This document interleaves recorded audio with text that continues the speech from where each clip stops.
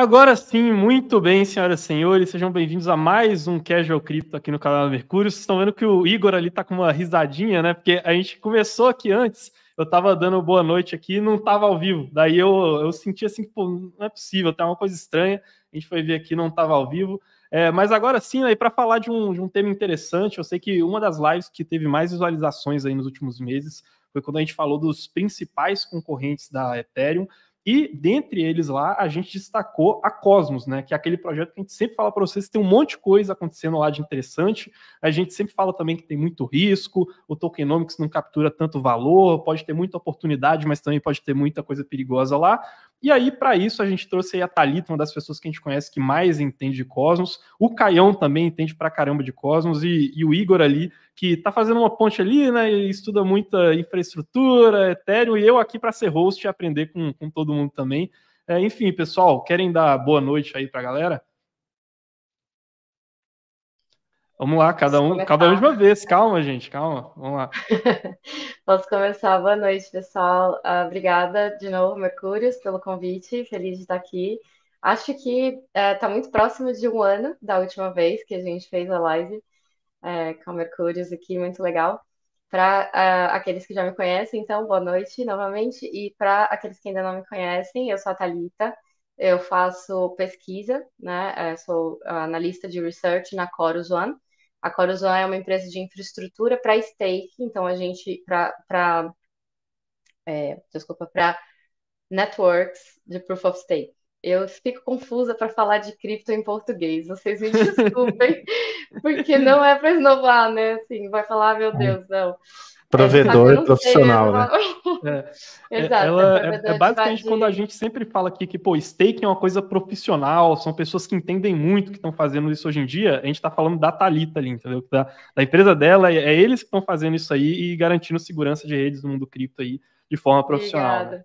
Obrigada, Carlos. Exatamente. A gente foca bastante em entender a parte mais baixa da tecnologia por trás das redes de Proof of Stake. Então, a gente só entende os protocolos no nível de operação mesmo, porque o que a gente faz é rodar os servidores de validação para participar dessas blockchains. Então, o modelo de negócio é simplesmente baseado em receber delegação dos tokens, então, né, para todos que estão assistindo, que são holders de tokens da Atom ou de outros, até mesmo hoje em dia a Ethereum, né?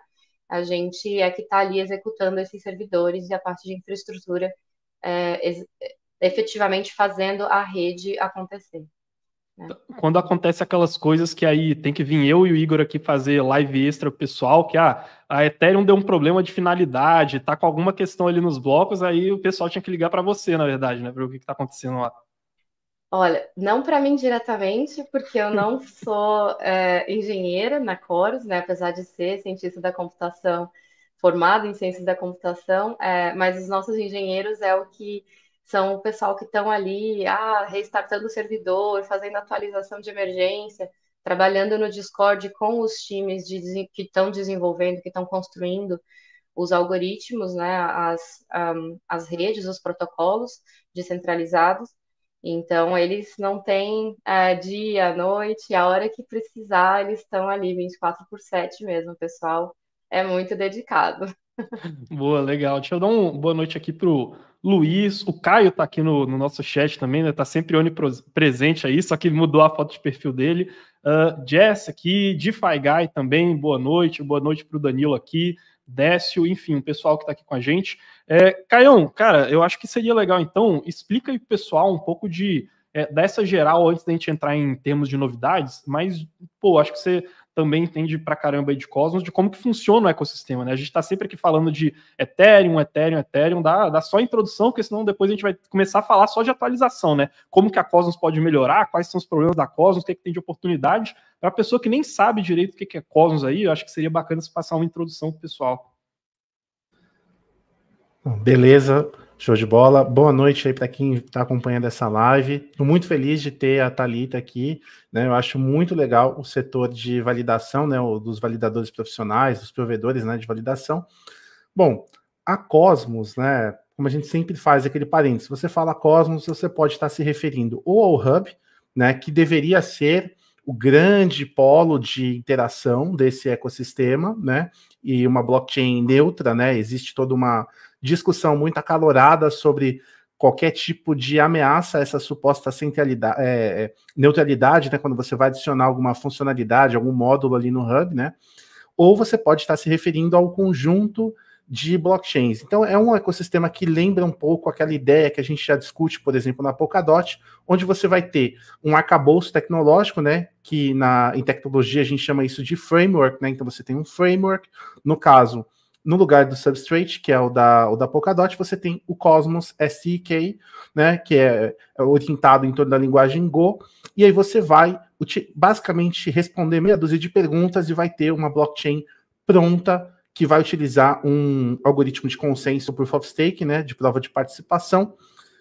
bastante resiliente, que suporta, em média, aí, uns 100, 120 validadores. Então, esse ecossistema ele se notabiliza porque ele é modularizado, né, você pode determinar quais características você quer incluir a partir desse kit de ferramentas, e você tem um protocolo, que é o IBC, ou IBC, que é o protocolo de comunicação interblockchain, né, porque esse ecossistema da Cosmos, apesar de quase ninguém chamar assim, ele chama interchain, né? Então você tem a interchain, que seria uma internet de blockchains, e você consegue fazer envio de tokens, né? A ideia é sofisticar mais esse protocolo, você vai ter abertura de contas, né? Toda uma sofisticação em termos de mensageria, e essas redes se comunicam, e isso pode ser visto em tempo real ou a partir de uma fotografia em exploradores de blocos ou sites especializados, como o Mintscan ou o Map of Zones. Então, basicamente essa é a ideia, né? Você vai ter um ecossistema de blockchains especializadas que se comunicam, e aí você, no lugar de ficar querendo empilhar um monte de atividades numa única blockchain, você faz um ecossistema que vai escalar de forma mais horizontal e especializado, distribuindo as responsabilidades, as complexidades em diferentes cadeias que se comunicam. Então, assim, a gente está sempre falando um exemplo aí para vocês, é que, pô, a Polkadot, às vezes, ela é menos flexível que a Ethereum, ela é meio engessada, assim, apesar de ter uma tecnologia legal, e aí isso acabou fazendo com que algumas pessoas preferissem desenvolver lá na Ethereum porque tinha mais flexibilidade e não fossem para Polkadot. E aí, é meio que assim, ainda tem aquele pessoal que olha para a Ethereum e fala, cara, eu quero mais flexibilidade ainda, né? Assim, a Ethereum são os pais ali, o contador e a advogada, e os filhos hippies falam, cara, a gente precisa de algum lugar com mais liberdade, mais flexibilidade ainda, não me contentei aqui com Ethereum, vou lá para Cosmos porque eu quero fazer minhas próprias regras ali. Porém, assim como no caso da Polkadot, eles tiveram que colher problemas ali com fazer uma estrutura mais rígida do que a questão da Ethereum, na Cosmos isso também vai trazer alguns problemas ali, a adoção de mercado e tudo mais, né? E aí, Igor, para você já começar a falar aí na live, cara, passa a sua visão aí sobre isso. Você está sempre cobrindo, né, como que o mercado vai se adequar a essas questões, né? E assim, às vezes a gente tem projetos que saem da Ethereum e migram para Cosmos, porém a Cosmos também tem seus próprios problemas. Como que você está vendo isso? Sei nem o que eu tô fazendo aqui, mano. Você chamou a Thalita e o Caio para falar de Cosmos. Não, mas beleza, vamos lá. Pegando um pouco da ponte que você falou, cara, a questão do desenvolvimento da Cosmos de fato, ele permite muito mais liberdade para os desenvolvedores e permite que as aplicações elas não estejam limitadas ali às dificuldades técnicas da Ethereum. Tava até tendo uma discussão no Twitter hoje com o Lauro, que era um ex-líder da Polkadot, né? E, cara, a EVM hoje é um pedaço de software da Ethereum que ele é meio que ultrapassado, assim, e a gente nota que parte do desenvolvimento da Ethereum está um pouco ultrapassado. E o ecossistema da Cosmos, ele naturalmente cara, historicamente, na verdade, várias inovações apareceram lá. Eu acho que de todos os ecossistemas, talvez seja o ecossistema mais inovador, assim, o próprio conceito de liquid staking, se eu não me engano, ele surgiu no ecossistema da Cosmos, tem outras questões de MEV que estão sendo discutidas lá, acho que a Thalita vai conseguir entrar bem nisso, mas o principal é a tese das AppChains. Eu acho que de todas as narrativas dentro de cripto, a narrativa de AppChain, ela ganha muita força na Cosmos depois de qualquer outro ecossistema, nesse caso o Ethereum. E eu acho que ao longo do tempo a Cosmos ela ficou mais conhecida pela tese de AppChains do que a própria Polkadot. apesar da Polkadot ser uma das pioneiras nesse aspecto. Porque isso acontece, acho que muito por essa questão da liberdade, eu acho que essa questão da inovação lá não ser restrita ao modelo econômico, nesse caso, o modelo das parachains, do leilão das parachains, que ocorre na Polkadot, ajuda. E tem um outro ponto, eu lembro que o Caião já comentou isso em uma outra live, mas é que o desenvolvimento da tecnologia lá ele é feito de maneira muito colaborativa. Confesso que eu não sei até que ponto isso existe na Polkadot, mas eu sinto um desenvolvimento, de certa forma, ainda um pouco centralizado ali nas organizações por trás da Polkadot. Já na Cosmos não é tão assim. Então, é pelo menos o que eu noto hoje, né? E hoje o ecossistema da Ethereum tem, não vou dizer mudado para a questão de AppChains, mas tem adotado um pouco mais a questão de AppChains, mas isso é claramente inspirado em modelos mais antigos, como o da Cosmos e da Polkadot. Então, esses são assim, uma coisa que eu queria perguntar aí, vale tanto Prigão quanto Caião e Thalita, se quiserem responder assim. Qual que é um exemplo prático de, pô, eu quero fazer alguma coisa, mas lá na Ethereum tá ruim para mim, é melhor eu desenvolver isso aqui na Cosmos, entendeu? Alguma aplicação, alguma utilidade, tipo, alguma coisa que não dá para eu fazer aqui, vou ter que migrar para Cosmos, porque talvez seja um ecossistema mais interessante. Joy de UX, o que quer falar aí sobre? Eu acho que eu posso falar um pouco, mas acho que com certeza todo mundo tem algo para agregar nesse sentido. O caso da DYDX, eu acho que é um caso ideal de AppChain, que ela começou como uma rollup para não precisar se preocupar com o próprio validator set, né, que a gente chama, montar, recrutar validadores. Então, ela focou no produto e na criação da comunidade, na expansão do produto dela, no sucesso. Ela já tem um bom produto, já tem uma boa atividade na rede, ela vai agora construir uma rede que é só dela, que é otimizada, customizada para o problema dela, para o tipo de desafio técnico que eles têm. Então, acho que esse é o melhor cenário em termos de AppChain, na minha visão. E você tem casos de produtos que começam já como AppChain porque precisam de mais customização, ou precisam mudar alguma coisa porque a EVM não atende. Porque um exemplo que eu gosto é de uma rede chamada Archway, que acabou de ser lançada na Cosmos, não acabou, vai fazer um mês, tem um mês de vida. Inclusive, a gente voltou com o podcast da Chorus One e foi a primeira vez que eu fui a host do episódio essa semana e foi com um dos founders da Archway. E é um episódio bem legal, ainda não está disponível, infelizmente, mas eu aviso vocês quando tiver. Qual que é o valor agregado da rede? Eles modificaram o protocolo, né, a Cosmos SDK, para criar a possibilidade de um aplicativo descentralizado, ao invés de precisar lançar um token de governança para poder vender esse token para monetizar ganho para os desenvolvedores, eles conseguem adicionar uma taxa, como se fosse uma fee, ou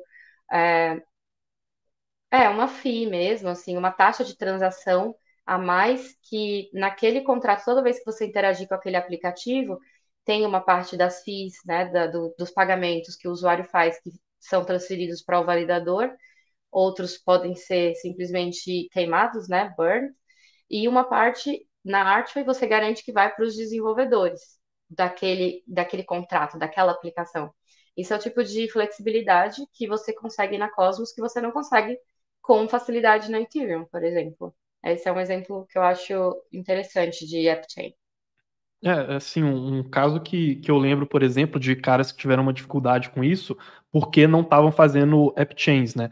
A Gala Games, ela tinha a ideia de lançar um token deles na Ethereum, e a ideia deles era que eles conseguissem rodar ali diversos jogos. Conforme o tempo foi avançando, eles falaram, cara, eu acho que a gente vai ter que criar a nossa própria rede. E aí eles decidiram que, olha, os validadores, eles iriam, dessa rede, iriam rodar aqueles jogos que as pessoas iam jogar.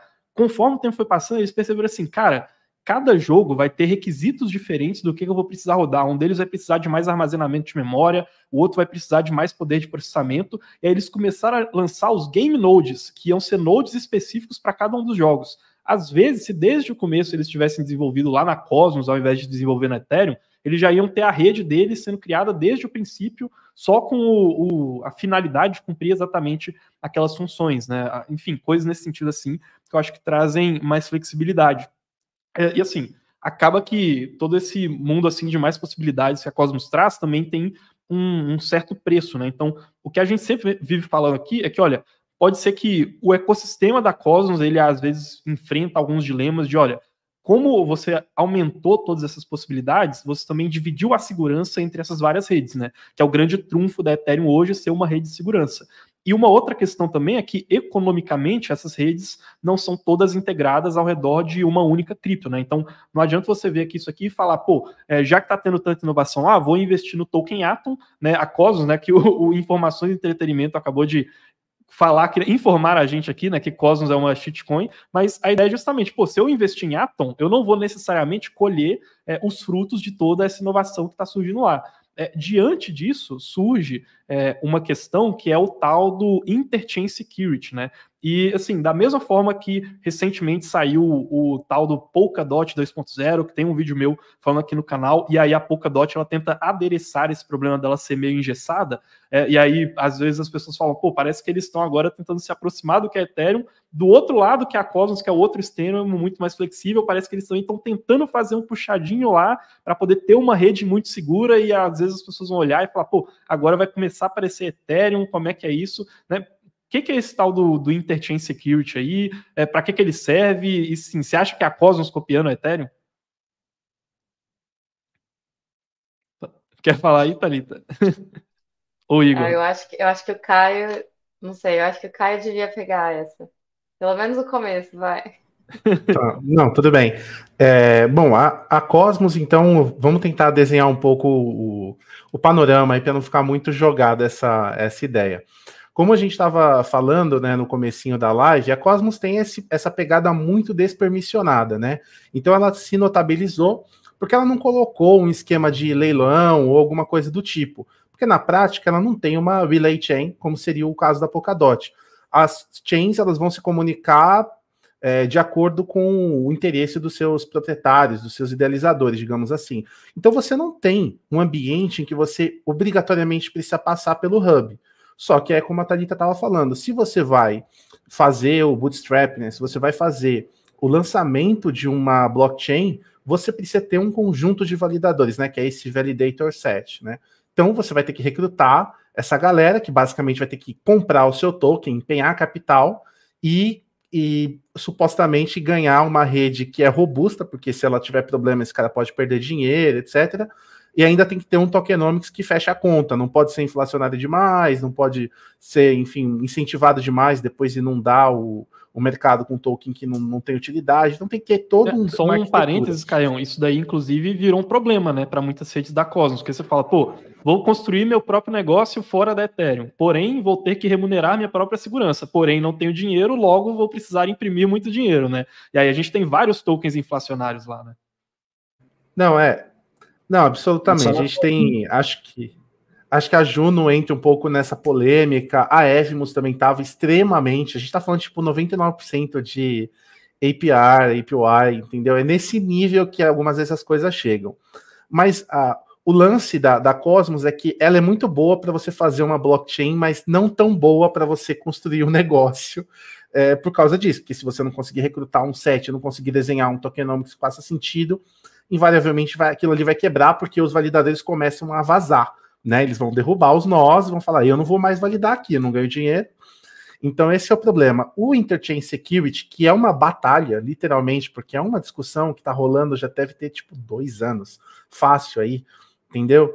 A ideia é basicamente, primeiro, não quebrar a neutralidade do hub, porque ninguém quer que o hub concorra com outras chains, ou fique complexo demais, porque o pessoal tem medo de, por exemplo, se ficar complexo demais, eu não vou conseguir validar, porque agora eu vou ter que aumentar o poder computacional da minha máquina, vai aumentar a complexidade. Então, tem muito isso de até que ponto você consegue deixar o hub estável, resiliente, sem inchar demais, e ao mesmo tempo ele não ser uma coisa inútil, que é basicamente o que ele é hoje, né?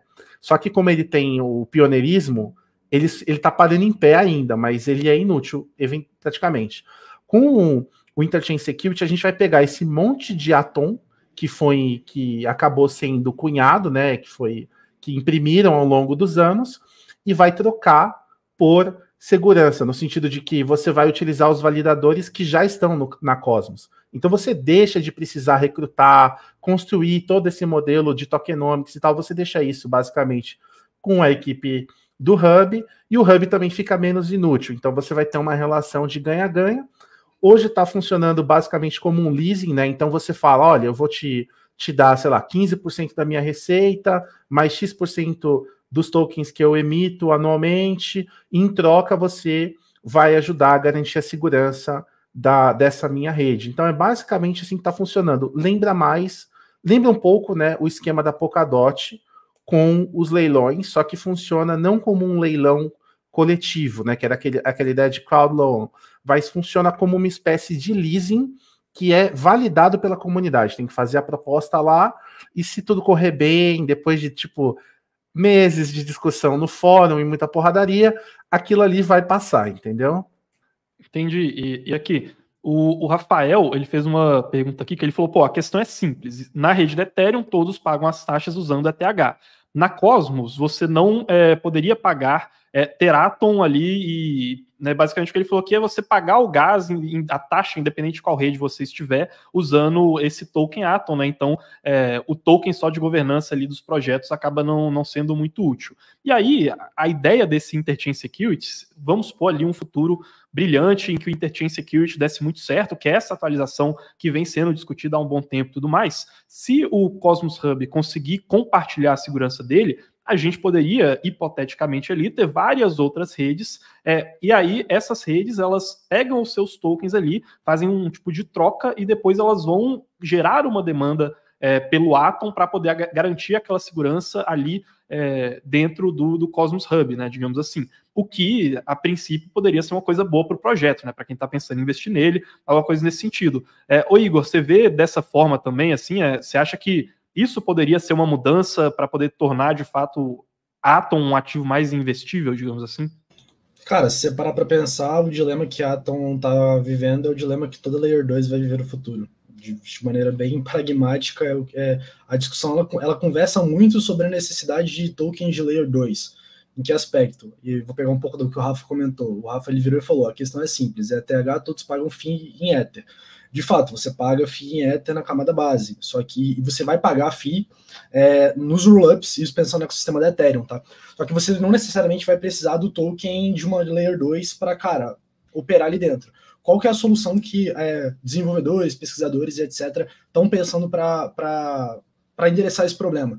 Cara, os tokens de projetos que você não necessariamente está pagando taxa, você vai utilizar ele para staking. E o staking, para o investidor, né, para o staker, você está, cara, aumentando a segurança daquele projeto, pela lógica do Proof of Stake, e facilitando ali que um projeto ele já saia com uma segurança adequada. O problema que a Atom está vivendo hoje é que o token Atom ele já foi lançado e o Hub ele não tem utilidade, e o Atom ele não é nem utilizado para pagar taxas. Só que, cara, sendo bem pragmático, o que você vê de diferença no modelo que a Cosmos tem para o modelo que a Polygon, por exemplo, quer implementar com o Polygon 2.0? Na prática são coisas bem parecidas, porque a necessidade de você comprar o token, realizar um staking, travar ali num grupo de validadores, para esse grupo de validadores prover segurança para a sua rede e você lançar uma rede do zero. Então é mais ou menos isso que está acontecendo hoje. Até dando um passo atrás, qual que foi a evolução do mercado, né? E aí daria para botar os 3 projetos que a gente sempre fala, né? Ethereum, Polkadot e Cosmos meio que numa linha. A Polkadot ela meio que já sai com um modelo de segurança compartilhada de fábrica.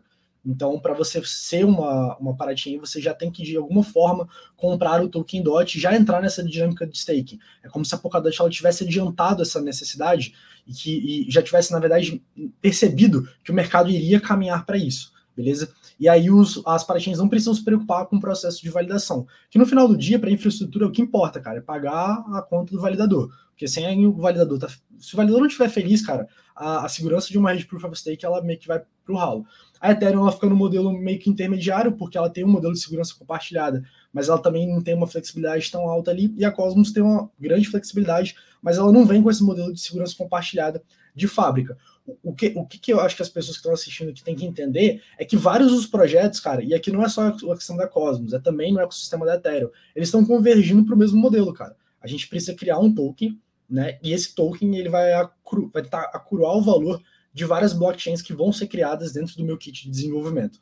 Ponto. A Cosmos já tem o kit pronto, as coisas já funcionam muito bem lá. O problema é que eles não implementaram, desde que a Cosmos surgiu, esse modelo de segurança compartilhada tão enraizado, diferente do que um outro projeto como o Polkadot faz.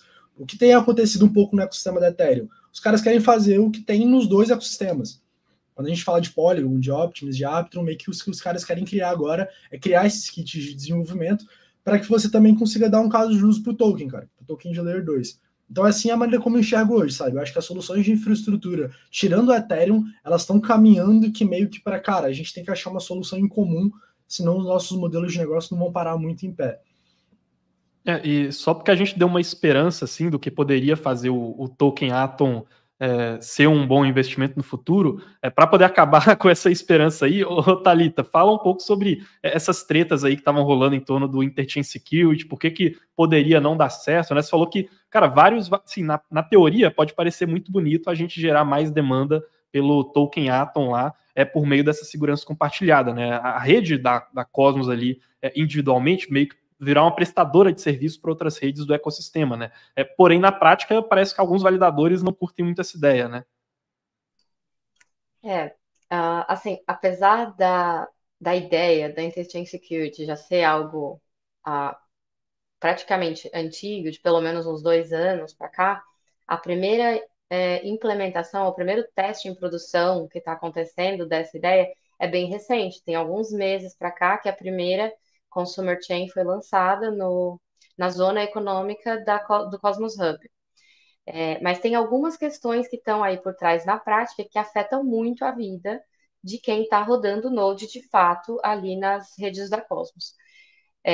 A primeira é que, bom, talvez tenha algumas, mas assim, a primeira é que não necessariamente a Consumer Chain vai ter o seu próprio token. Então, nesse caso, a remuneração ela fica completamente incerta, não só do ponto de vista do validador e do ponto de vista do staker também, né? Porque a ideia seria assim, para quem tem o token Atom, você espera que se você tá emprestando o seu stake para segurar também, para garantir a segurança de uma outra rede, você também tem que ser remunerado. Então, o seu APY ele tem que ser maior do que quando você está oferecendo segurança somente para o Atom. Né? Do ponto de vista do validador, que é ainda um nível abaixo, que é o nosso caso da Chorus One e de todos os outros validadores da Cosmos, é o ponto de vista operacional também, porque na prática significa que você vai estar executando, fazendo atualizações, né, acompanhando o GitHub, pegando os releases, qualquer tipo de problema que acontece ali, todo tipo de interação, porque a rede ela é viva. Ela não é uma coisa que você liga e deixa lá e esquece para sempre no servidor no data center. A gente monitora, a gente interage o tempo inteiro. Então, o nosso operacional, ele aumenta vezes N, ele multiplica, baseado, sendo que o N é o número de consumer chains naquele hub. Então, ou seja, das clientes, né, dessa segurança, basicamente. Exatamente, das consumidoras de segurança. Outra dificuldade é que, assim, por exemplo, a Chorus One, a Chorus One opera na Cosmos mais de 20 networks diferentes. E a questão do ICS, da Consumer Chain, ela não é exclusiva do Cosmos Hub. Qualquer rede na Cosmos, que é baseada em Cosmos SDK, pode decidir implementar Interchain Security. Então, já tem exemplo de outras redes que nós somos validadores, que estão no processo de votação ali de governança para ter outras redes como consumidoras de segurança. E um insight que eu tive interessante sobre isso, que eu acho que aí já é saindo um pouco do drama, mas pensando do ponto de vista de expansão das zonas econômicas, é que eu percebi que algumas redes estão enxergando o Interchain Security como uma outra forma de criar app chains. Então, por exemplo, você pode construir uma rede na Cosmos, igual o próprio Cosmos Hub, mas vamos colocar uma que seja uma mais específica, né? Sei lá, vou dar o exemplo aqui da Archway. que acabou de lançar. Se ela quiser se ela quiser ser um novo hub e falar, não, eu só sou hub, não vou ter nenhum aplicativo descentralizado rodando na minha camada. Eu só estou aqui para fornecer a segurança, por exemplo. Ela pode fazer isso. E aí, todos os aplicativos que quiserem fazer deploy, que quiserem lançar na Archway, nessa blockchain, ela teria que fazer via Interchain Security. Esse não é o caso da Archway, tá, gente? Só esclarecendo, mas assim, era só que eu queria dar um exemplo Aham. fora do Cosmos Hub, que assim, a gente tem o Cosmos como essa figura de hub, mas na prática, qualquer rede pode ser um novo hub de quantas redes ela conseguir lançar. Então, a questão operacional ela vai ficando complicada assim na prática para você rodar. Um último comentário sobre isso que eu acho que é interessante ainda mencionar é que assim, essa é uma primeira implementação do ICS, que a gente chama de ICS V1, ou Replicated Security. Existem já várias discussões no fórum da Cosmos e os outros times que estão buscando soluções diferentes de como que você resolve na prática esses problemas, porque é muito fácil enxergar o problema, mas é muito difícil você conseguir criar soluções que abordam, que conseguiriam deixar todo mundo feliz na prática. Porque na prática o que a gente quer é um jeito fácil de lançar novas chains ou novos apps. Mas como é que você viabiliza isso, né? Qual que é a tecnologia por trás que é eficiente economicamente para todo mundo? E você que está assim, bem por dentro do ecossistema, tem feito as pesquisas até muito focada nesses termos de validação e tudo mais, quais que você acha que são talvez os projetos mais interessantes que estejam surgindo aí dentro do ecossistema, talvez coisas que as pessoas normalmente não olhem, mas que podem se tornar relevantes assim a longo prazo, ou eventualmente alguma rede que você tenha achado interessante, coisas nesse sentido? Bom, acho que a gente já mencionou no começo o caso da DYDX. Eu acho que esse é um dos projetos mais, assim, que tem, assim, já é um caso de sucesso, né? No Ethereum, como sendo uma L2, mas a maior parte da computação é feita off-chain, então acho que é um caso de sucesso para Cosmos, que a gente está vendo o caso do AppChain ser utilizado de uma forma bem efetiva. Então, com certeza, é uma das minhas apostas aí. Eu gosto muito da Celestia também, que vem com uma proposta muito diferente tecnicamente, mas também ela é baseada em Cosmos SDK, e ela vem para resolver, para aproximar o ecossistema da Cosmos do modelo da Ethereum, na minha opinião, em termos de escalabilidade. Hoje na Cosmos você tem duas formas de escalar, que não de escalar, mas assim, tem duas formas de lançar o seu projeto, né? Se você tem uma ideia de construir algum projeto, você pode criar sua própria blockchain com essas complexidades que a gente já mencionou aqui, ou você pode se tornar uma consumer chain com essas outras complexidades que a gente já mencionou aqui. Se você quiser criar uma rollup, é uma parte que ainda não foi tão explorada na parte da Cosmos, e a Celeste ela vem como criando um novo conceito de, acho que aumentando ainda mais o nível de modularização da Cosmos, que é esse nível de data availability, em que ela seria uma blockchain que ela não iria se importar com o conteúdo da transação. Então, ela não faz a execução, ela faz somente a parte de ordenação dos blocos de todas as transações e garante que que aquelas transações foram disponibilizadas para todos os nodes da rede. Então, eu acho que a Celestia, ela tem um potencial gigantesco que está sendo explorado já por outros projetos que vão utilizar esse nível adicional de modularidade. Então, por exemplo, a Dimension, que é um protocolo que está sendo, uma SDK, que está sendo lançada, ainda não está live. A Celestia também ainda não está live, só um parêntese. Mas que são coisas para esse ano ainda, que a gente está acompanhando. E que, inclusive, nos dois casos, a gente já está assim, se preparando para participar. A gente vai ser validador nessas redes todas.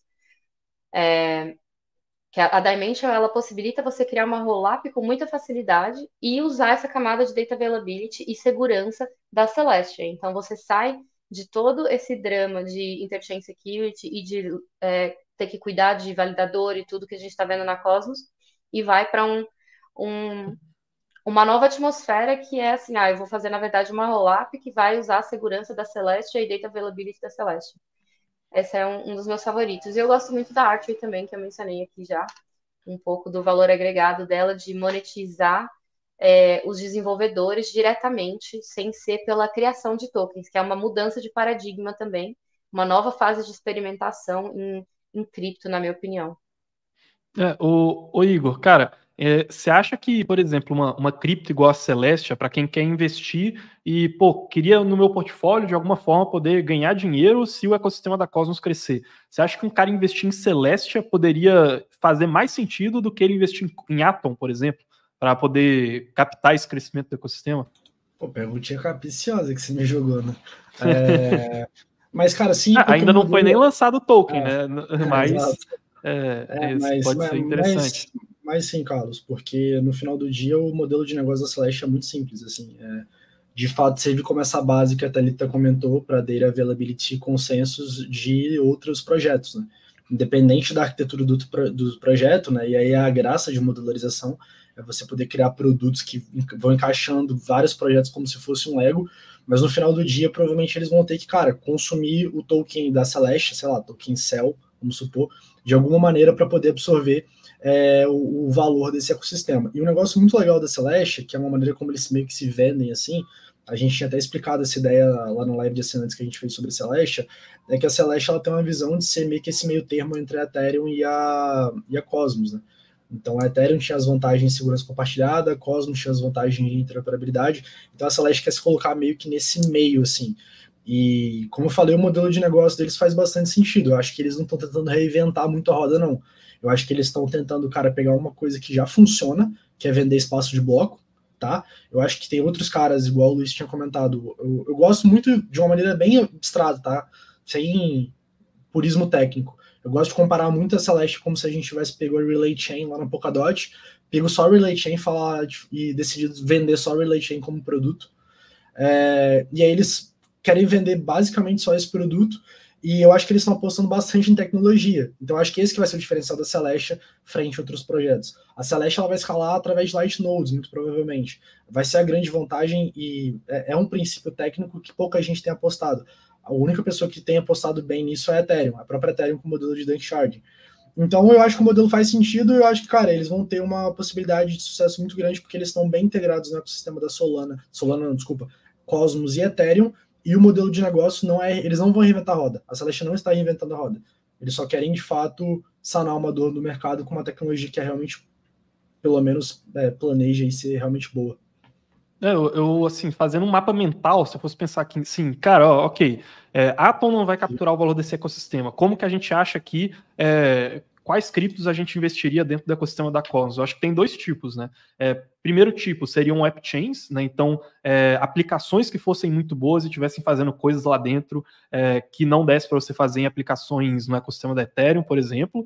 E o segundo grupo seriam hubs ali de infraestrutura que estivessem prestando um serviço para alguma coisa que falta, né, nessas app chains. Então, nesse primeiro grupo de aplicações, entraria uma de YGX, por exemplo, né? E, obviamente, não é uma recomendação de investimento, até porque, assim, eu acho que o calcanhar de Aquiles, de maneira geral, dessas criptos é quase sempre inflação, tokenomics e tudo mais. E no segundo grupo, que seriam essas mais de infraestrutura, que a gente poderia procurar algum investimento, entrariam essas redes como a Celeste, a Dimension, que a Thalita falou, que estão meio que prestando um serviço para esses outros caras, né?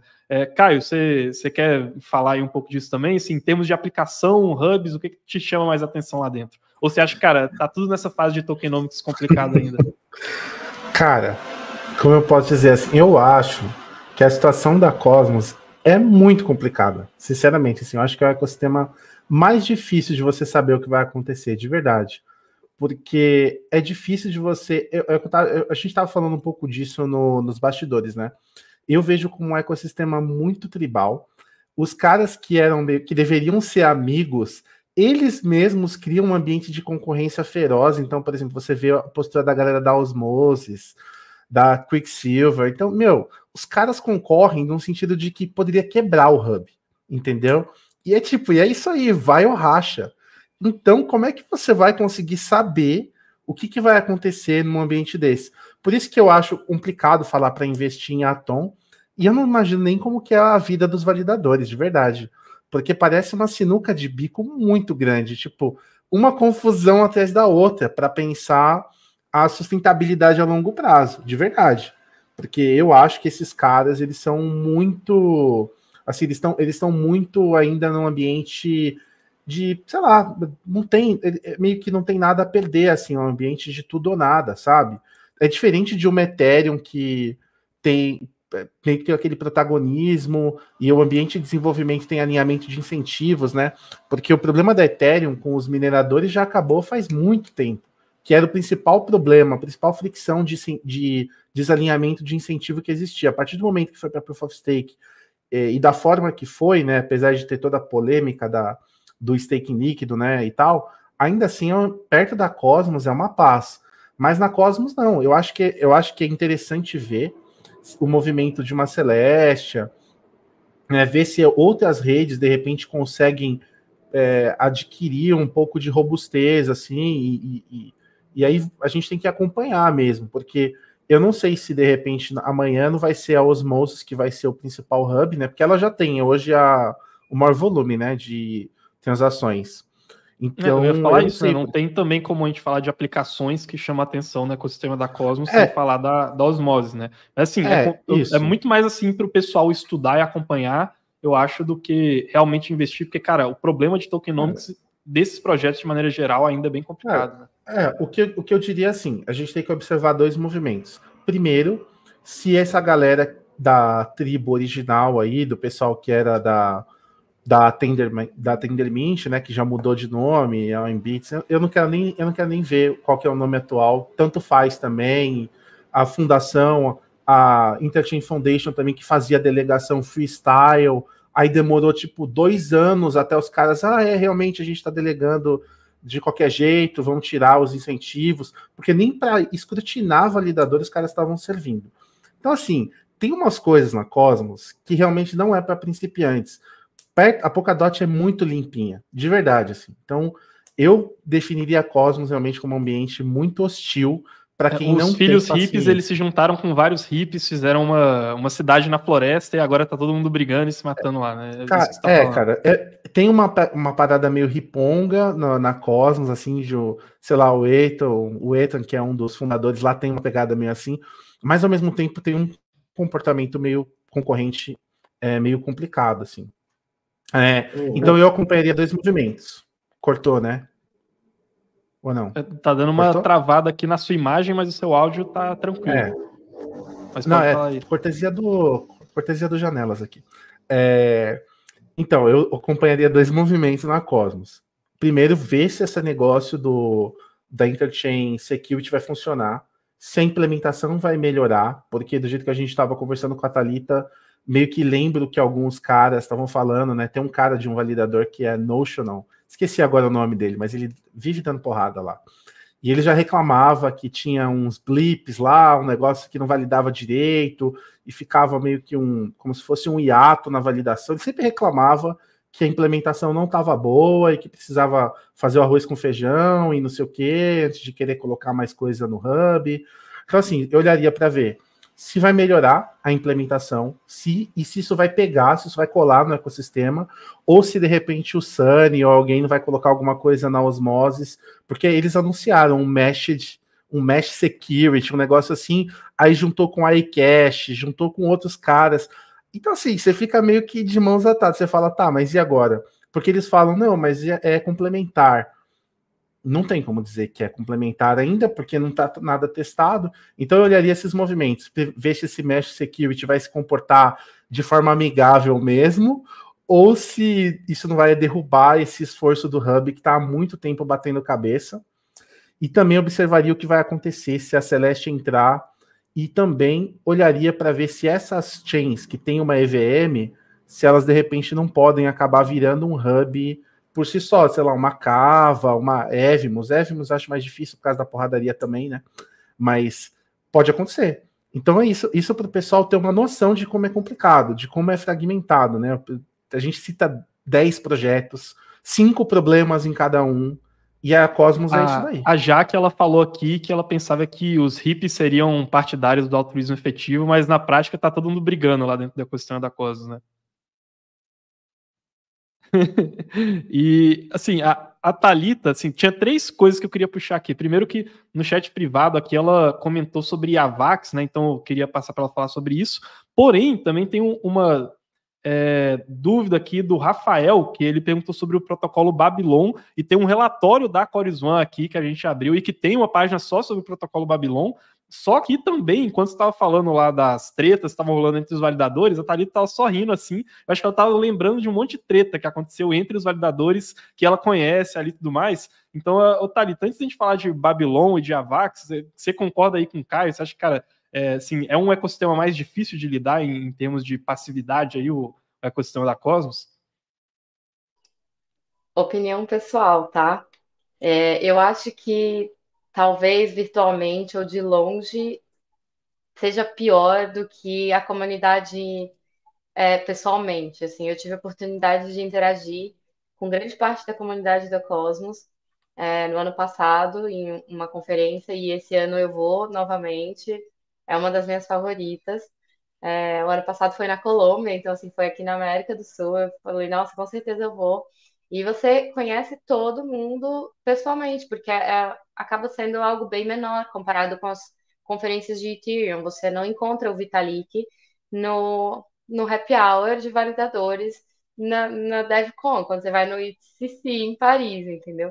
Só que você vai na Cosmoverse ou em alguma outra conferência da Cosmos e você senta para almoçar ou para tomar uma cerveja com o pessoal ali que está construindo a coisa. E você vê que, pelo menos, a maior parte dos valores são compartilhados. Então, por mais que a concorrência exista assim, eu até mencionei isso antes, né, da gente começar a live, mas assim, eu acho que é importante, no final das contas, essa diversidade na Cosmos, porque isso é o que faz com que os experimentos sejam feitos, sejam testados e a gente consiga identificar os casos de sucesso. Tem muita coisa que está sendo implementada no Ethereum hoje que foram testadas na Cosmos, assim, sabe? A Ethereum mudou para Proof of Stake. Quantas redes de Proof of Stake já existiam muito antes disso acontecer? Então, o laboratório, ele acontece muito na Cosmos, né? Tem outras coisas também. Interchain Security, né, agora tá rolando na Ethereum também, eles querem fazer uma forma de compartilhar segurança. Então, eu acho que é importante, mas assim, eu entendo e concordo totalmente com o Caio que é difícil para a gente prever o movimento, porque é realmente muito dinâmico.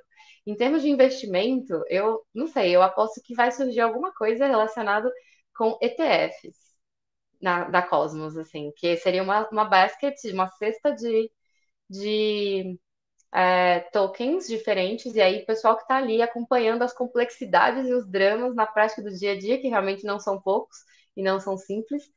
E aí você compra aquela cesta, entendeu? Eu acho que seria a minha melhor aposta em termos de como que você segue o fluxo sem dedicar a vida inteira para fazer pesquisa, como que a gente faz, né? Entendi. E, ó, aqui já vou puxar, né? Então, no final das contas, você falou o pessoal lá é igual família, né? Briga, mas aí depois chega lá no evento, toma cerveja juntos e tudo mais. Aqui, ó, a Thalita, né, como a gente estava falando ali no começo, a pergunta tapou o Igão aqui. A Thalita, como a gente estava falando lá no começo, né, ela faz parte da Chorus One, lá da equipe de pesquisa, uma grande empresa de validação.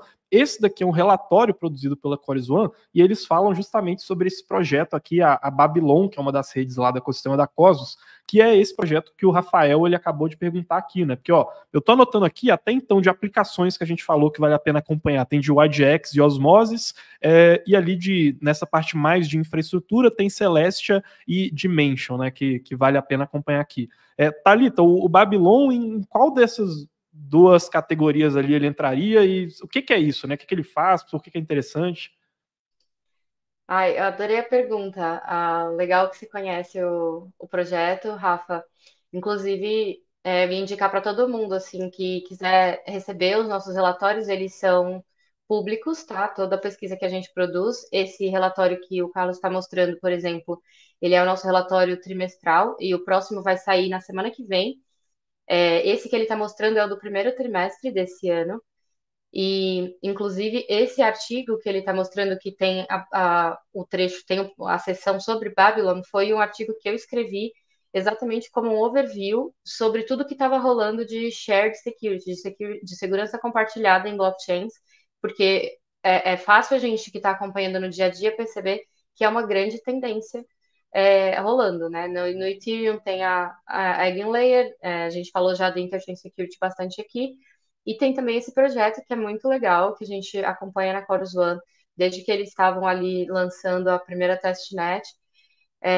A Babylon, na verdade, ela é uma Cosmos Chain, que não está muito todo dentro desse drama.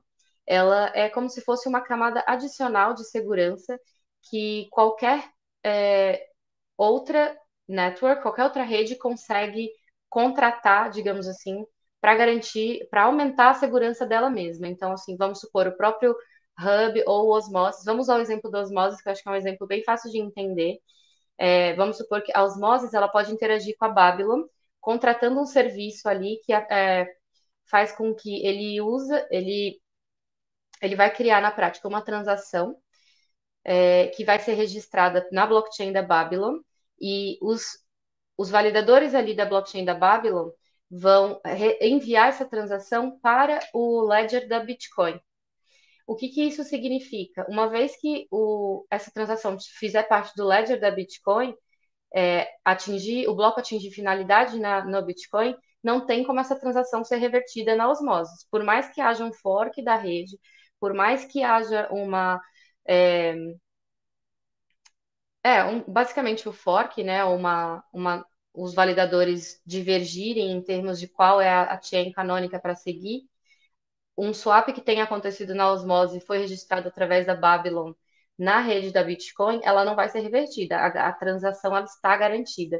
Então, é uma forma de você diminuir o tempo de finalidade das transações na Cosmos, e é uma forma até mesmo de você aumentar a segurança no geral daquela ledger, porque, por exemplo, a Cosmos, se você, para todo mundo aqui que faz stake na Cosmos, que tem algum token, a gente sofre bastante essa questão, é que o tempo de você resgatar os seus tokens de volta da blockchain da Cosmos, ele é muito longo, 28 dias, 21 dias no mínimo, que é para garantir que o validador não vai cometer alguma ofensa na rede e sacar o stake dele e sair dali sem ser penalizado. Então, você precisa garantir um tempo longo ali de depósito daqueles tokens para garantir que a transação é verdadeira, é válida. Com a Babylon, se uma rede decide usar a Babylon como nível adicional de segurança, você consegue diminuir esse tempo de unbonding, né, de unstake da rede, para o tempo de finalidade do Bitcoin, porque você sabe que na Bitcoin não vai ser, a partir que está no Bitcoin não vai ser mais alterado, então você pode permitir qualquer pessoa sacar de volta os seus tokens por conta desse serviço adicional da Babylon. É um projeto super interessante. Espero que vocês tenham entendido, porque é um pouco complexo, né? É bem sutil, mas... Acho que deu para entender, assim, porque depois que teve a questão dos BRC20, né, principalmente, mas até se voltar um pouco mais quando começou os ordinals, né, os ETFs no Bitcoin ali, que é ETFs não, eu fiquei com ETF na cabeça, NFTs no Bitcoin ali, que é basicamente você pegando o ordinals, né, que é relacionar com Satoshi e fazer um inscription, que é colocar um dado genérico ali no Bitcoin, né, que era uma coisa que já era até feita em épocas passadas do Bitcoin, porém ela era feita de forma menos eficiente, não era relacionado com Satoshi, né. Depois que isso foi feito, basicamente, de alguns meses para cá, essa discussão do Bitcoin como uma camada de segurança de data availability tem crescido. Pelo que eu entendi, a Babylon, ela meio que faz a infraestrutura para essa ponte ali, né, meio que para... eu só não entendi bem se tipo, a Osmosis, ela quer registrar os dados nela do Bitcoin, ela vai ter como cliente a Babylon, e aí você precisa ter a infraestrutura da Osmosis aceitando isso, ou se é tipo, eu estou usando a Osmosis aqui e eu quero que a minha transação ou alguma coisa em específica também fique salva na rede do Bitcoin, e aí eu posso, de forma independente, usar a Babylon, assim, tipo, é um serviço B2B da Osmosis com a Babylon, ou é meio B2C do cliente da Osmosis com a Babylon, entendeu? Só essa que ficou minha dúvida, assim. Entendi. Eu não tenho 100% de certeza, eu acho que os dois casos são possíveis. A própria blockchain pode contratar esse serviço, digamos assim, para todas as transações que acontecem ali, e aí ela se beneficia da questão, por exemplo, de um período menor de unbonding do stake, né? Diminui o tempo de finalidade do bloco. Mas como usuário final, vamos supor que ele só quer garantir um swap, que é um swap grande, alguma coisa meio relevante, ele também poderia usar o serviço da Babylon para isso. Na prática, não sei como é que ele teria que fazer ainda, porque eu não acho que o serviço da Babylon está 100% já disponível, eu preciso até checar qual que está o desenvolvimento do projeto agora, mas eu acredito, pelos usos de casos que eu estudei quando estava escrevendo esse relatório, eu entendi que os dois casos seriam possíveis, mas também não sei se algum dos outros participantes tem algo para adicionar nesse caso, fiquem à vontade. Não, mas show de bola, assim, eu acho que assim, eu só não vou perguntar pro Caio e pro Igor a opinião sobre a Babylon, porque eu vi que a gente está com uma lista aqui, ó, de demandas do pessoal. A gente tem a Vax, né, que quer fazer o comentário, Thalita, e perguntaram no chat também sobre Secret e sobre Kava Network, né? Deixa eu puxar aqui primeiro o comentário do Fernando, ele mandou até R$20 aí pra gente, muito obrigado, Fernando, perguntando sobre Secrets, né, sobre Secret, o que a gente acha ali. Ela tá já no ecossistema da Cosmos, né, a Secret há um bom tempo, que eu me lembro, ela tava no Ethereum também antes, né, ou não, já nasceu na Cosmos? Não, já nasceu na Cosmos, né, eu lembro que o pessoal meio que falava, pô, é como se você juntasse, acho que era a Monero com a Cosmos com a Ethereum, a propaganda deles era meio que essa, assim. Tem essa proposta de você fazer os contratos inteligentes com a ideia de privacidade, né? Aí, no caso da Mercúrios, isso acaba, no nosso caso, acaba tendo aquela questão regulatória, né? Então a gente nunca parou assim para olhar a Secret no detalhe, né? Mas o que eu estava comentando aqui no backstage depois que a Cava apareceu é que pelo menos na Secret não está negativa, né? O retorno não está negativo quando você pega, né? Isso é importante de vocês olharem sempre, gente, quando vocês estão pensando em investir em redes Proof of Stake para participar, né, do consenso, seja de forma indireta, delegando, ou se você for um cara muito corajoso aí, quiser rodar um nó, né, se tiver capacidade para tocar um sistema de alta disponibilidade, né, você tem que olhar como é que está a questão da recompensa. Então a Cava deve ter brincado bastante com incentivos, porque está tipo menos 27%, né? Então você está perdendo bem para a inflação da rede, né? Agora, no caso da Silk, está uns 9%, mas é basicamente isso que eu posso falar. Sobre a Cava, ela tem uma tentativa de hub de DeFi para tentar fazer aquele efeito de flywheel, né, que o pessoal fala, ou seja, de aquele efeito volante, né, aquele efeito de você fazer girar o ecossistema a partir de concentração de liquidez. Então, ela tem meio que que eu vou dizer que seria uma prova de conceito colocada no ar, e aí isso deveria impulsionar o desenvolvimento de aplicativos descentralizados. Porém, eu acho que está tudo muito, assim, comparando com outras do que a gente tem em Ethereum ou em camadas, segundas camadas, ou mesmo na Avalanche, se for para citar um exemplo de estrutura que tem uma máquina virtual da Ethereum e aí permite alguns tipos de escalabilidade diferentes, eu acho que está tudo muito incipiente ainda na Cava ainda. Bom, então, ó, até agora aqui a gente falou em termos de aplicações de DYDX, Osmose, Secret. Secret, lembrando que além dessa questão ali de inflação, tem também essa questão mais regulatória. Aí a gente falou aqui de Kava Network, que entra nessa questão de EVM e também, assim, sofrendo bastante com tokenomics, com emissão, né, igual você falou aí, Caio, e com esse problema aí de ganho negativo, igual você comentou. E de infraestrutura que a gente comentou interessante, seriam Celestia e Dimension, e para fazer essa ponte com o Bitcoin ali, caso vire, né, em algum sentido, o Bitcoin como data viability, que eu acho meio complicado, mas é um caso de uso, a gente teria a Babylon. Thalita, o que você queria comentar aí sobre a Vax, né, que você falou que acha interessante, porque a gente sempre vê o ecossistema da Cosmos meio que se correlacionando com outros ecossistemas também, né? Bom, em termos de a tese de AppChain, que acho que é a ideia um pouco dessa live, não tem como não falar de Avax, na minha opinião. Eu estive na conferência oficial, na Avax Summit, em maio. Eles estão... O que eu vejo é que, assim, o projeto em si da Avalanche, ele veio se desenvolvendo bastante na base primeiro, eles focaram bastante na estrutura ali, né, deixar bem consolidada, e a sensação que eu tô é que eles estão investindo agora na expansão das subnets, que são exatamente app chains. Então, por exemplo, o exemplo de games que a gente falou aqui mais cedo, na Avalanche eles estão focando muito em trazer games e eles estão provendo muito infraestrutura e também trazendo recursos. Então, eu acho que em termos de app chain, tem um potencial gigante para desbloquear aí. Não sei se o pessoal aqui curte muito o token, se vocês têm. A gente também é validador na Avalanche. Venham fazer stake comigo. Brincadeira.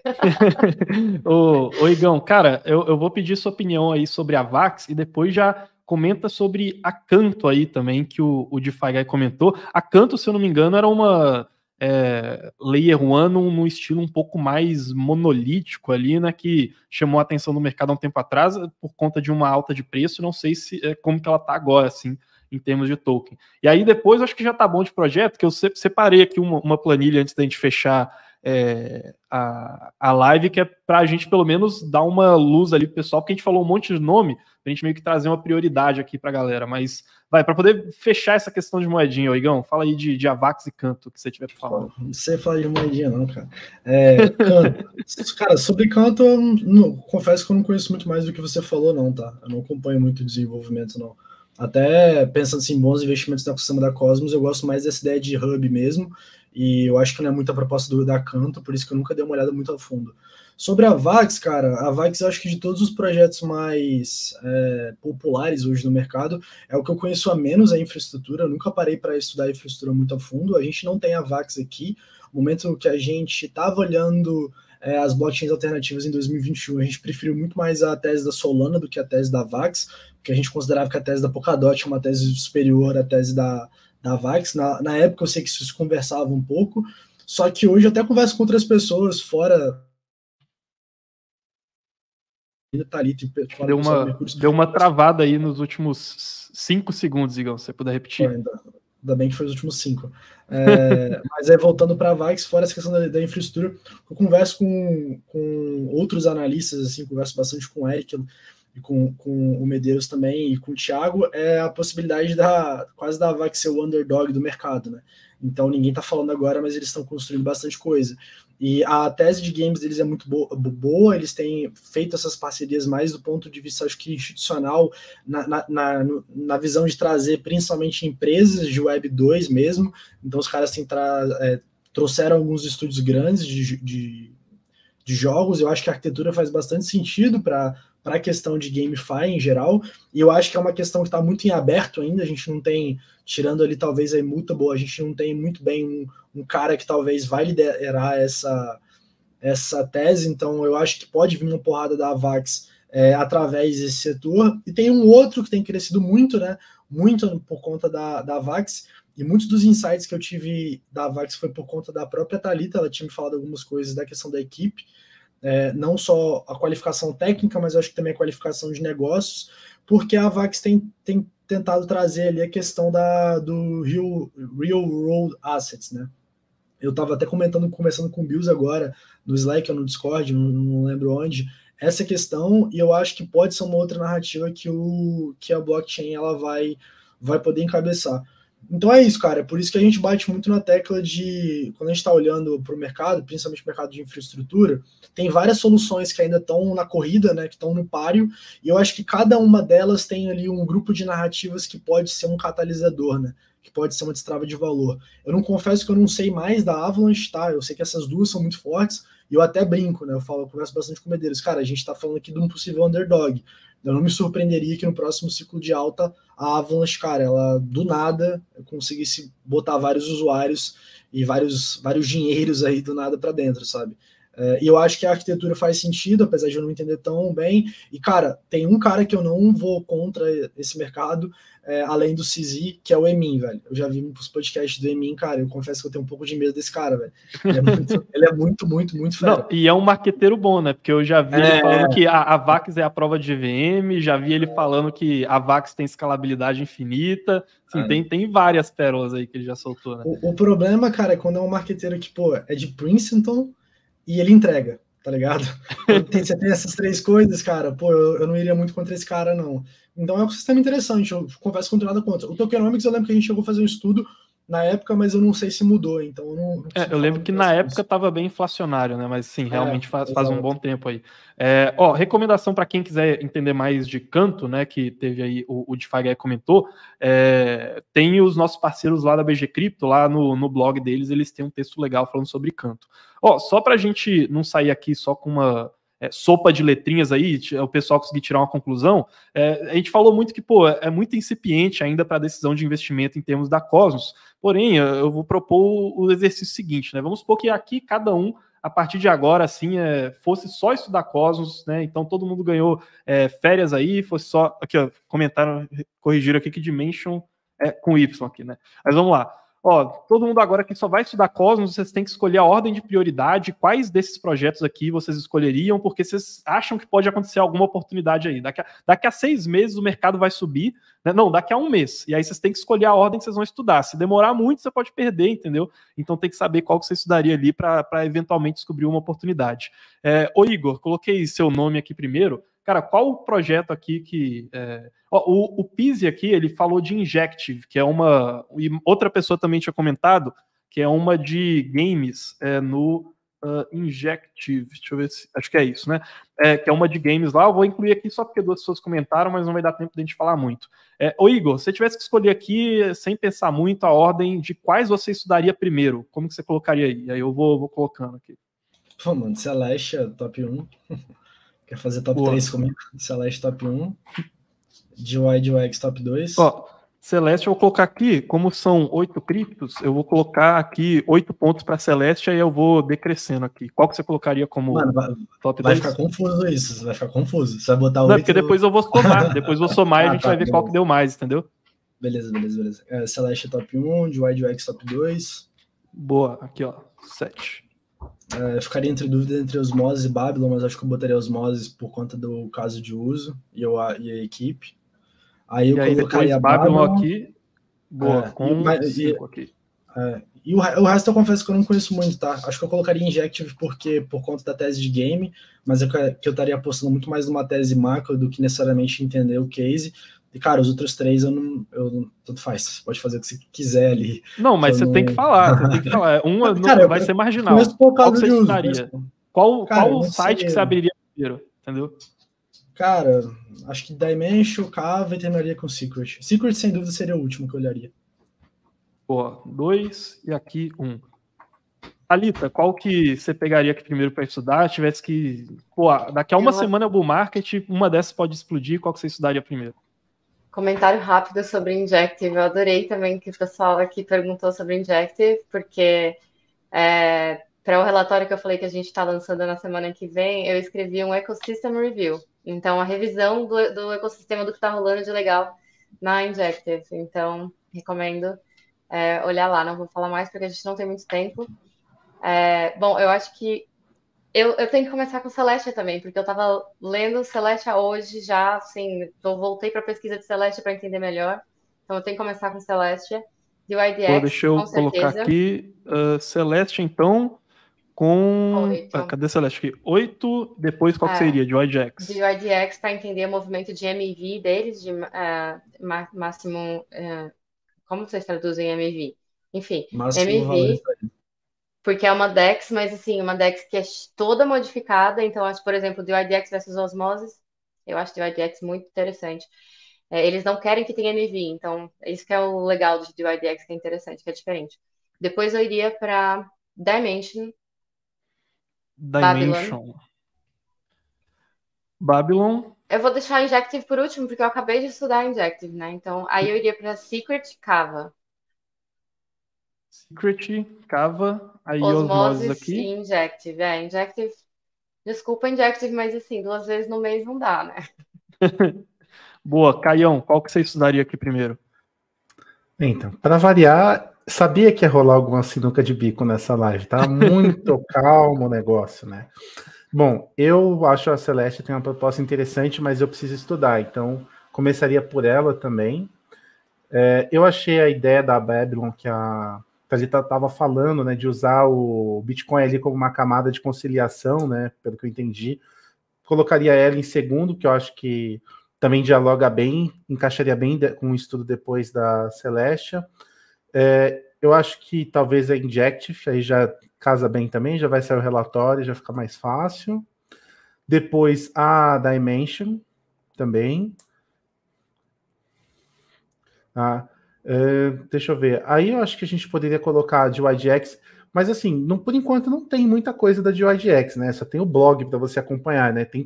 Os caras precisam publicar e, enfim, eles falaram que o front-end não vai ser deles, então vamos ver se isso daí não vai virar meio que um open book aí da Cosmos, vamos ver, mas colocaria a DYDX nessa pegada. Aí depois Osmosis. Secret e a Cava. Como a gente viu agora, a Cava está com uma recompensa negativa aí já... Opa, calma aí que eu acho que deu alguma coisa errada aqui, hein? Não. Eu coloquei 2.6 aqui, ó. Não, ó, calma aí. Começou com a Celestia 8, aí veio aqui Babylon 7, aí Injective foi 6, aí aqui foi 5, aí aonde tá aqui 5 é 4, onde tá 4 é 3, onde tá aqui a 2 é 1.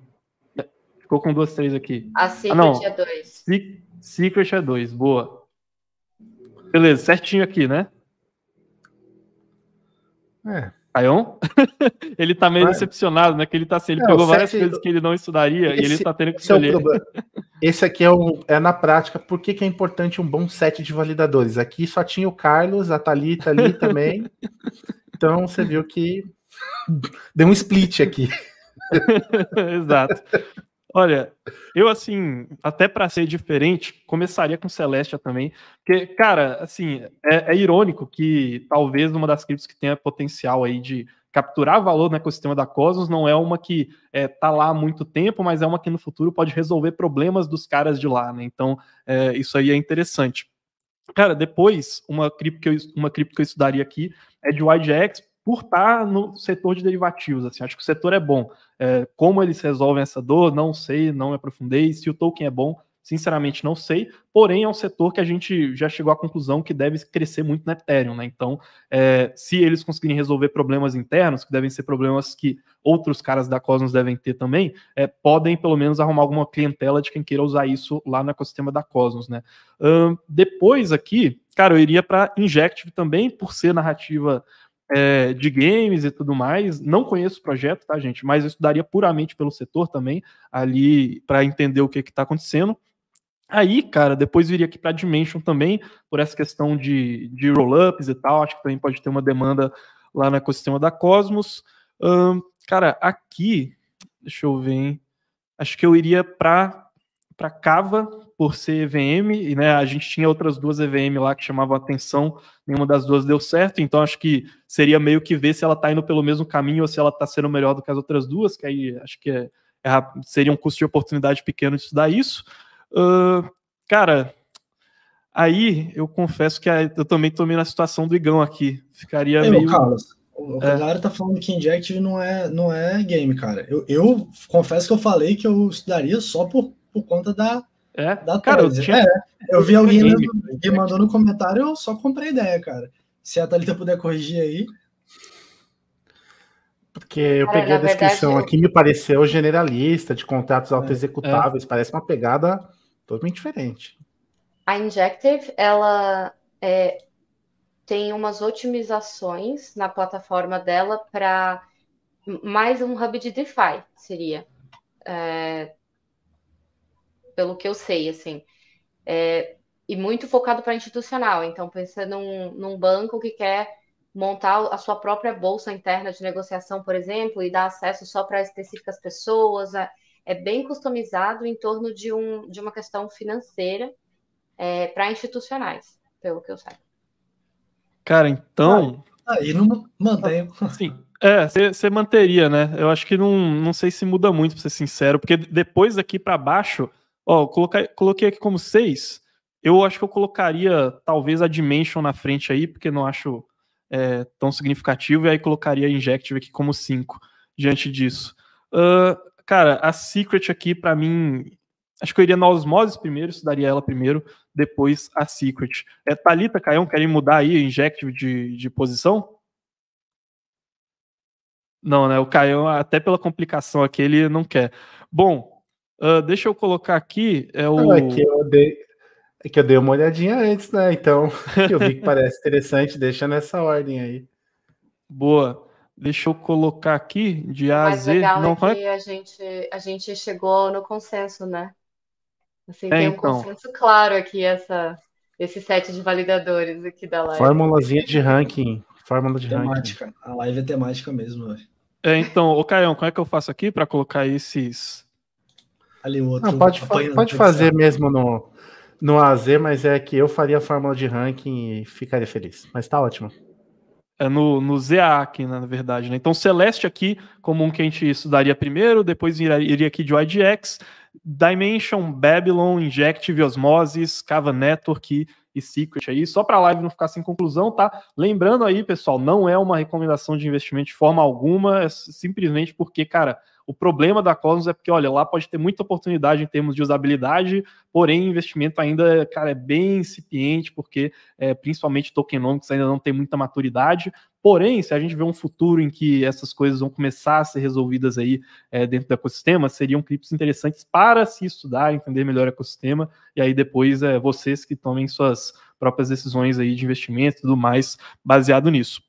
Inclusive, né, ou melhor, baseado no estudo de vocês, né, e aí, pessoal, inclusive para poder até falar de decisões de investimento, eu vou só antes de terminar aqui a live, né, fazer o nosso jabá de sempre, que para quem não sabe, né, a gente tem aqui na Mercúrios a Mercúrios Pro, que é a nossa comunidade fechada, em que a gente tem a nossa carteira de criptos disponível lá para o pessoal, né, com estratégias de alavancagem, né, de forma segura, com estratégias de opções para poder se proteger contra as quedas do mercado, com os nossos cursos lá do básico avançado para quem quer aprender a investir no mercado cripto e com nossas análises também, né? Então, eu estou mostrando aqui para vocês a nossa nova análise de Polkadot, são mais de 70 páginas aqui, falando tudo sobre como que a arquitetura da Polkadot funciona, sobre perspectivas de investimento no token, enfim, várias coisas interessantes aqui, que é a última análise que a gente liberou lá para os assinantes da Mercúrios Pro, tá? Então, para quem quiser fazer parte, quiser conhecer a carteira de investimentos da Mercúrios e aprender, né, dar um passo aí em termos de profissionalismo dentro do mercado de cripto, o link para participar da Mercúrios Pro está aqui na descrição, certo? No mais, eu acho que é isso, pessoal. Vocês querem dar boa noite aí, pessoal, se despedir? Lembrem de seguir a Thalita também e se inscreverem lá na newsletter da Chorus One, que logo, logo eles devem liberar relatório lá sobre, entre outras coisas, o ecossistema da Cosmos, né? É isso aí. Obrigada, pessoal, pelas perguntas, pelos comentários e obrigada ao time da Mercúrios novamente pelo convite. Adorei estar aqui de novo. Caião, Igor, não vão se despedir? Vão ser assim mesmo, misterioso? Beleza. É isso aí, pessoal. Só comentando aí da análise de Polkadot que o Carlos levantou, vou começar a atualizar a Polkadot 2.0 na semana que vem. Então, para quem é Mercúrios Pro, provavelmente a gente deve logo, daqui a algum tempinho, atualizar a análise, né? E é isso, espero que tenham gostado. Acho que de recados finais, uma coisa que eu gostei muito aqui da discussão foi o mapa mental que o Carlinho levantou, de cara, quer olhar alguma coisinha em Cosmos, talvez apostar um pouco mais ou nessa questão de olhar uma aplicação mesmo que é mais consolidada, procurar alguma coisa que é mais hub, infraestrutura. Eu acho que foi uma mensagem bem legal aqui para explorar o ecossistema meio que com o norte já, né? E agradecer a Thalita mais uma vez aí pela participação. Show de bola, gostei muito também da participação da Thalita, acho que foi uma live bem legal, gostei dos comentários aí, fiquei surpreso com algumas menções de projetos. Dessa vez foi uma live qualificada aí na menção de projetos, não teve XRP, não teve PEP, isso aqui foi uma potência, então terminamos bem aí, vamos começar bem o final de semana, entendeu? Ninguém vai precisar beber, porque citou projeto tá ruim falando da isso, depressão. mas essa semana a gente viu notícias de que a gloriosa República Peninsular de Palau está trabalhando em projetos de CBDC dentro da lei da XRP, tá? Então, você vai pagar a língua aí quando eles se tornarem uma potência econômica, tá? Isso aí, galera, é que nem quando você dá zoom out no gráfico do Bitcoin, vai virar uma nota de rodapé, você nem vai lembrar. Entendeu? Bom fim de semana aí. Carlos, você pode só repetir o nome do lugar, velho? Por favor, só repete o nome do lugar. Palau é o nome da república aí.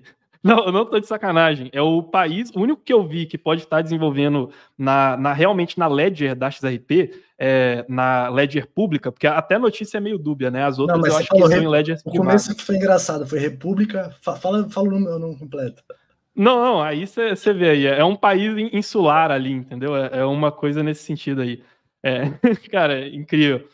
É isso, pessoal. Espero que tenham gostado aí da live. Nos vemos em próximas oportunidades aí. Obrigado também a Thalita pela presença e bom final de semana, galera. Falou!